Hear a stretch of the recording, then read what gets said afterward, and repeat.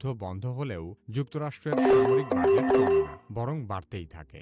১৯৯০-এর দশকে রাশিয়ার সাথে শীতল যুদ্ধ শেষ হওয়ার পর মার্কিন সরকার ভাবছিল তাদের প্রতিরক্ষা বাজেট কমানো দরকার। সে সময় যুক্তরাষ্ট্রে ৫১টি আলাদা আলাদা প্রতিরক্ষা কোম্পানি ছিল।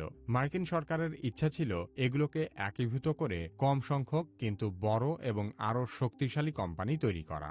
সেই উদ্দেশ্যে পেন্টাগন ১৯৯৩ সালে শীর্ষ প্রতিরক্ষা নির্বাহীদের এক নৈশভোজে ডাক দেয়, যা পরবর্তীতে কুখ্যাত লাস্ট সাপার নামে পরিচিত হয়। সেই ডিনারের পর থেকেই বড় বড় অস্ত্র কোম্পানিগুলো একীভূত হয়ে জন্ম নেয় বিগ ফাইভ।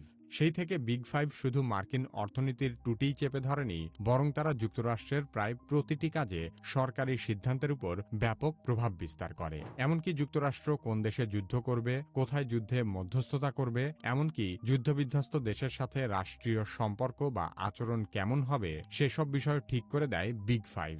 অথচ এসব অস্ত্র নির্মাতা কোম্পানিগুলো নিজেদের কাজকে এমনভাবে উপস্থাপন করে যেন তারা পৃথিবীতে শান্তি প্রতিষ্ঠা করছে, মানুষের জীবন বাঁচাচ্ছে এবং বিশ্বব্যাপী গণতন্ত্রের প্রহরী